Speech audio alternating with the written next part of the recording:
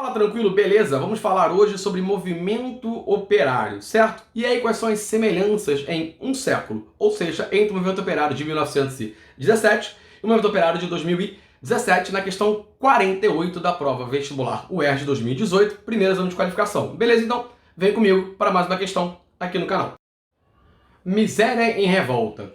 O movimento grevista assume cada vez maiores proporções. Apresenta-se com um aspecto cada vez mais alarmante um movimento que começou no Conotifício Crespi e se propagou a outras fábricas em número avultado. Não há como negar a justiça do movimento grevista. São suas causas inegáveis, salários baixos e vida caríssima. Com elas, coincide a época de ouro da indústria, que trabalha como nunca e tem lucros como jamais. Censura-se as violências do grevista. Entretanto, no fundo, não se encontraria uma justificativa para essa atitude? Pais de família que vivem sendo explorados pelos patrões, que veem os industriais fazendo-se milionários à custa de seu suor e de sua miséria. Esses pais não podem ter a calma precisa para reclamar dentro de uma lei que não os protege. Antes permite que o seu sangue seja sugado por vampiros insaciáveis. O combate, 12 de julho de 1917. Texto 1. Texto 2. De greve em greve. Ao longo da história republicana, vários movimentos sociais preferiram a interpretação própria da modernização como a expansão de direitos, e agiram para converter a ideia em fato. São Paulo viu isso em 1917, quando assistiu sua primeira greve geral. A cidade parou, aderiram categorias em cascata, demandantes de melhores salariais e de condições de trabalho. Manifestantes daquele tempo se parecem mais com os de hoje do que se possa imaginar. A resposta das autoridades de então também segue a moda. Em 1917, um jovem sapateiro espanhol foi baleado no estômago. Em 2017, um estudante teve a cabeça golpeada por um cacetete. O enterro do sapateiro virou a maior manifestação de protestos que os paulistanos tinham visto até então. Já na greve geral de abril de 2017, 35 milhões de pessoas pararam, segundo os sindicatos. Beleza? Os dois textos, o que é o UERJ quer que você respondendo essa questão. Vamos embora aqui, ó. As matérias jornalísticas referem-se a movimentos grevistas ocorridos no Brasil nos anos de 1917 e 2017, apresentando contextos diretamente associados aos conflitos entre capital e trabalho em área urbana. Beleza, eu localizei. E aí, vamos embora. A questão agora é, tendo como base essas matérias, as principais semelhanças entre os dois contextos mencionados se relacionam aos seguintes fatores. E aí tá lá, olha só, letra A, precarização salarial e ampliação da regulação estatal. Letra B, aumento do desemprego e revisão das leis trabalhistas. Letra C, repressão policial e relevância das reivindicações populares. E letra D, ilegalidade da ação sindical e desqualificação da mão de obra. E aí, vamos lá, vamos entender o seguinte. Eu estou pegando aqui duas greves, 1917 e 2017, para falar basicamente de movimento operário, movimento grevista. E aí, vamos entender o seguinte, para a gente poder entender algumas questões de prova e ampliar esse nosso arcabouço conceitual.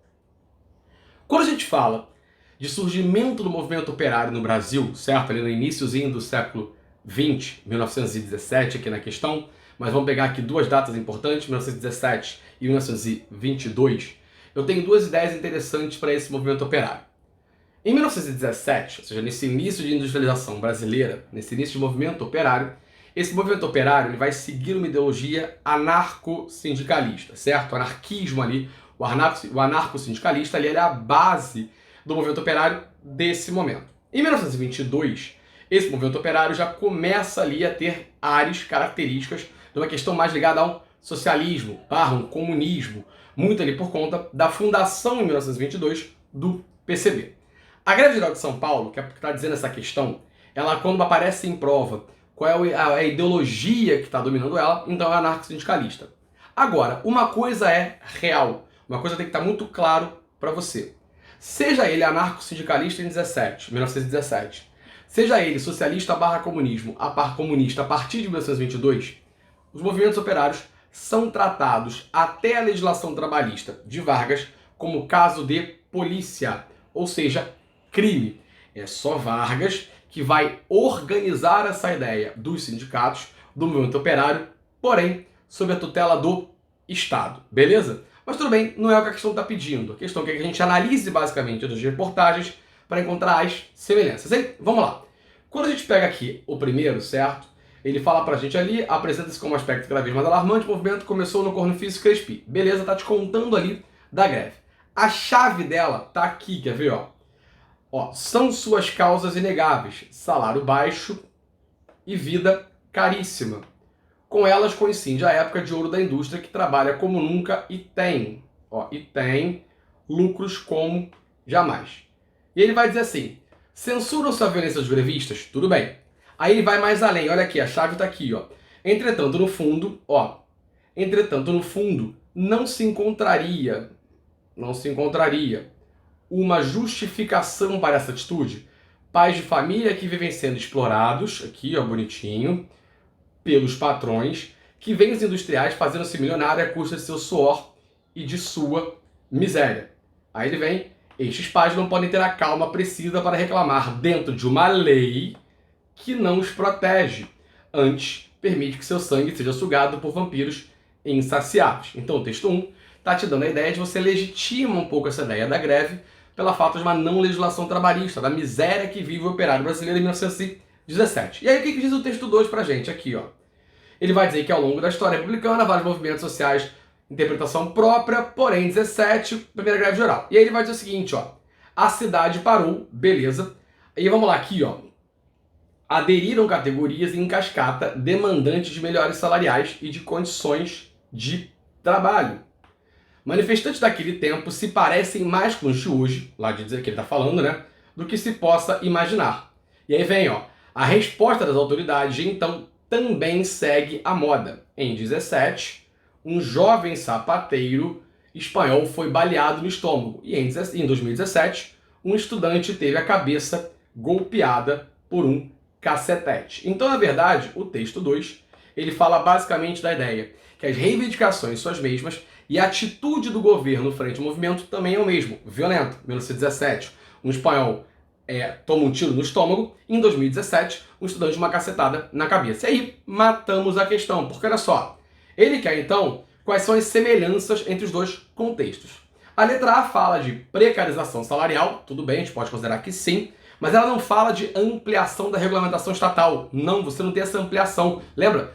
Em 1917, você tem ali questão de polícia, não existe lei trabalhista. E aí você não tem uma ampliação da regulação ao longo desse período que está dizendo no texto, porque ele cai em cima do texto. B. Aumento do desemprego e revisão das leis trabalhistas. Aumento do desemprego, beleza. Leis trabalhistas que não existem em 1917, não dá para ter revisão então. Letra C. Repressão policial e relevância das reivindicações populares. Ponto. Matamos a questão.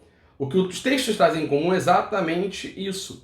Os textos legitimam, certo? Ou seja, dão uma relevância real ao que é o movimento grevista e afirmam, principalmente no texto 2, que a violência contra o movimento grevista permanece intacta em 100 anos de diferença, 1917, 2017. E a letra E fala de ilegalidade da ação sindical e desqualificação da mão de obra, que não está claro pra gente ali na ideia do texto. Beleza? Mais uma questão resolvida, a questão da UERJ, prova de 2017 para o vestibular da UERJ 2018. Espero que tenha acertado. Questão tranquila. Vamos junto para mais questões para o seu sucesso. Um beijo e até o próximo vídeo.